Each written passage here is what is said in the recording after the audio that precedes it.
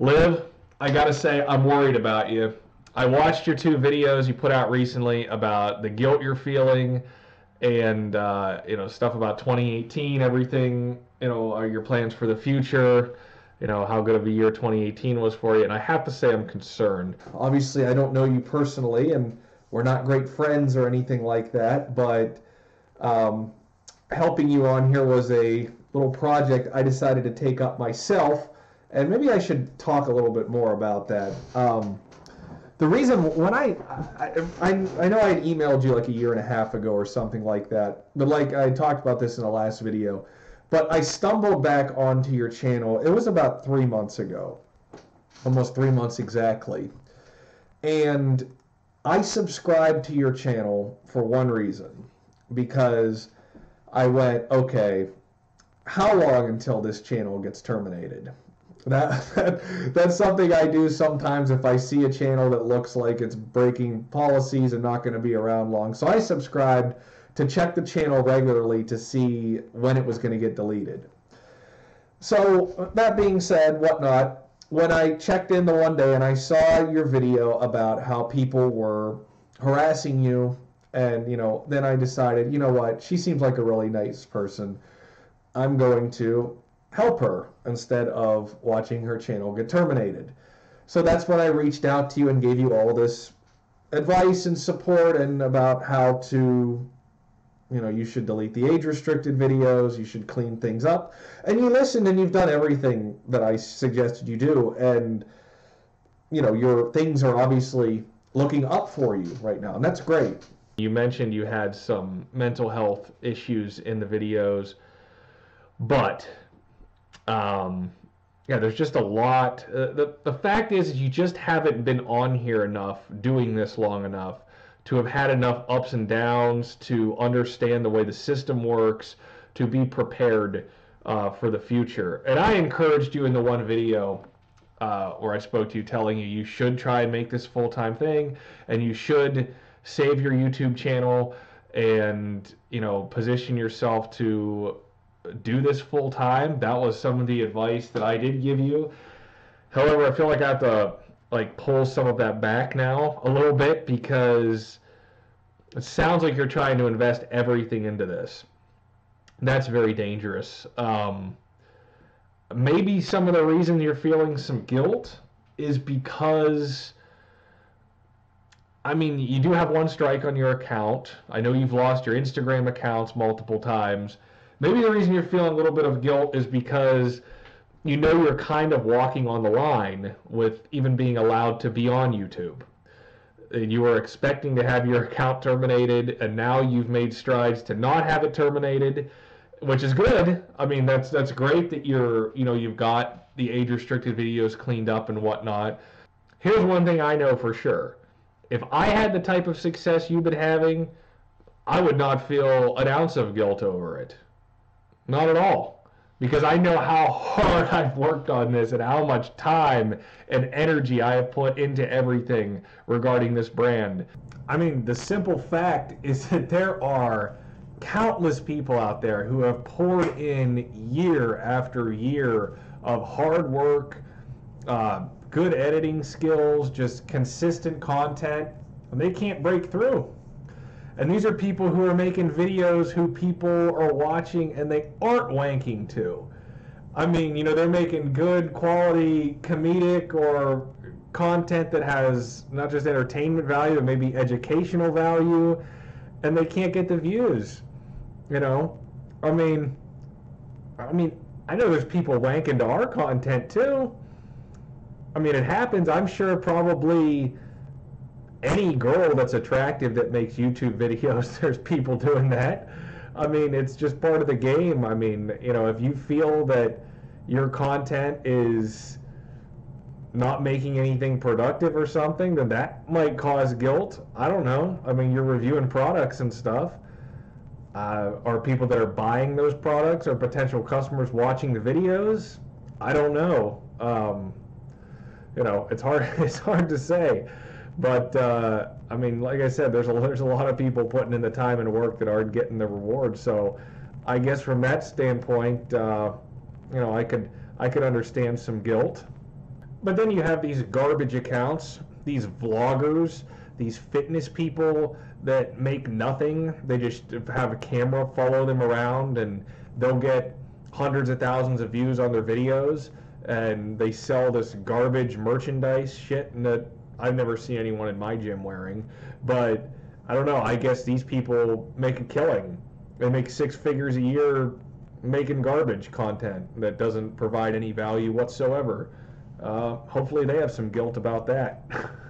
But you never know when YouTube is going to say enough and close your account. You just don't know.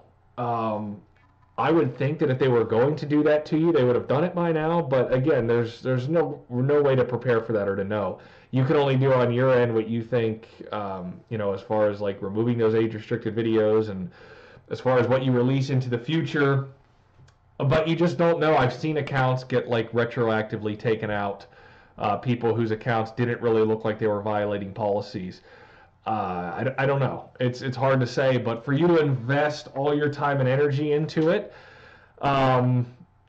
especially when it comes to ad revenue. I don't know if you have checked your analytics lately, but welcome to January, where ad revenue is in the toilet. The beginning of the month is always worse, but January, the whole month's pretty bad. We just came off in November and December. And here's the thing is, you really haven't had a great year. You've had a really good 6 months and you had a really good 3 months, but this hasn't even been going on a year where you've had this kind of growth. And I don't think it's going to sustain itself. If you watched the last video I sent you that I uploaded about subscribers, there have been other channels that had massive, explosive growth. And it doesn't sustain. It falls off. Like you have like 10 million views in a month. I mean, you may have some big months, but I think eventually it's gonna level itself off. And as far as ad revenue goes, you get paid from views. And if and not only just the views, but now you look at the ad rates for January. But you go back to the beginning of November and October, we had the elections. So beginning of November, ad rates are through the roof. Then you get into late November and December, you got Christmas, you got advertisers pouring in their money for holiday shopping. Now it's nothing. So even if you do get a lot of views this month, your ad money is going to be low. So you have to base this off of selling yourself. vidIQ just did a good video about this. It has to be about Patreon. It has to be about original content. Once your strike gets expunged, look to merchandise. You're doing some brand deals, affiliate marketing you can do. There's a lot of different stuff. You just can't rely on ad revenue. You can't do it. It's all out of your hands. That's probably another reason you feel guilty, is because you didn't do any of this. YouTube just decided it was going to promote the shit out of you. It's out of your hands completely. I mean, you're very entertaining to watch. I'm sure people really enjoy the videos, and they're coming back because they like you, but this unreasonable growth is not in your hands. So I would taper my expectations. I can give you some personal examples for me. Like, I know what it's like to be 20 and have a lot of money. My father passed away when I was 20, and I inherited a lot more money than you made these last several months. I know what it's like to have more money than my friends.